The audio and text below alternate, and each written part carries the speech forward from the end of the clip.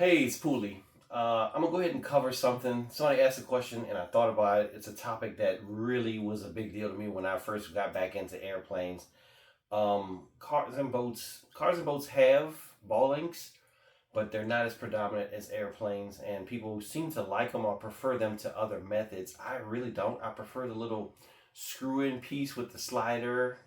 Much easier to adjust and manipulate, but probably a little bit more drag, a little bit more complication than a regular ball end. So anyway, not talking about that. We're talking about how to manipulate them. First things first, tool of choice is the ball link pliers. So I think this overhead view, slightly angled, might be the best vantage point for you to see the tool and how it operates and make it make sense.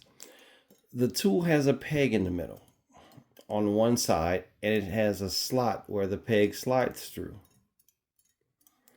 So you have your ball link. You're gonna take the slotted side that doesn't, it goes all the way in, right? You're gonna slide this down to where you need to be for this peg. Let me see if I can get a little bit more over top. There you go. So I'm gonna do it I usually would do it straight up like this, but to allow you to see it, I'm gonna do it from this side.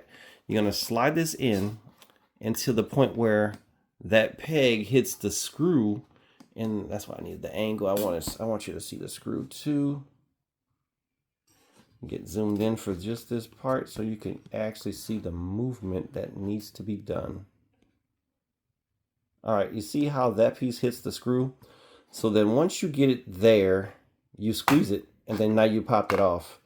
And that's the best method. Now, I spoke about the other methods because I still use them, and I suspect all of you will still have to use them at some points also. So you can, I was about to squeeze it on my hand, but you can take the same pliers and you can manipulate them and flip them the other way and just allow that little opening. You could probably do it this way too, because there's a smaller opening on this side. So you could just grab it like that and push it and squeeze it in. But if you slip, it's going to be a little bit destructive. So know that that's a thing. So I'm going to hold it with both hands like I normally do.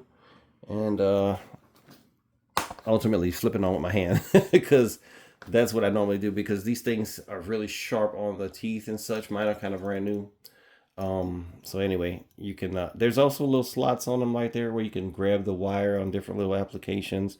There's some jaws at the back. If you need to tighten down the ball end, you could hold it with those jaws. So these are kind of really nice tools that I didn't quite understand when I first got them, but now that I do, I think they're definitely necessary, and I would almost say invaluable, because when you take a needle nose and you clamp on here, you're gonna put all kinds of little bite marks, and it's gonna be less than ideal.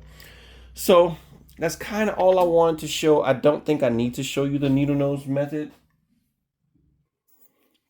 but I'll like illustrate it. You'll basically just tape it and kind of grab onto a good flat spot and then start twisting. Once you twist it to a certain extent, the ball is going to come off. But that's not as good as what the pliers does. So, know that. That's all I really wanted to cover. That's all this video is about, is just ball links, because they were very hard for me to figure out. I gouged up a bunch before I did it, and somebody asked the question because they were having trouble, and I thought about it like, hey, I need to cover this because I don't think anybody else really has or even cares. They probably think it's a stupid thing to bring up, and I personally don't think it's a stupid topic. And people ask the question, and like I said, I suffered for a long time without knowing a good way to do it. And then I actually bought these and couldn't figure out the way to manipulate them to make them work. And to be honest with you, I never took the time to try, because once you look at what I just did, you'd be like, oh, that makes sense. Yeah, it's cool. But when I first got them, I was still gouging things up. And a disclaimer, if there's going to be aircraft, and the reason why I say you're going to be still using the needle nose method at times, there's going to be aircraft where for every reason you can't get that little flat piece here. You can't get it in between that crack. You see the crack? If you can't get it in that crack for whatever reason, something might be obstructing it, the aircraft. You know what I'm saying? There might be other reasons. There's been plenty of times when I couldn't get it in for one reason or another. So if you can't get this to slide in like that, then obviously you got to go to the other methods, or you sustain more damage, because you're going to, this thing is pretty sharp. The corners are, it's going to gouge up whatever it touches, especially if you're hitting something when you gouge down, it's going to gouge everything up. and mess up your pretty brand new bird. So that's enough yapping about that. It's a simple topic. If you have any questions, let me know. I'll do a sub video if we need to cover any further things about these. Other than that, thanks for watching. Please subscribe and all that good stuff. Great. Thank you.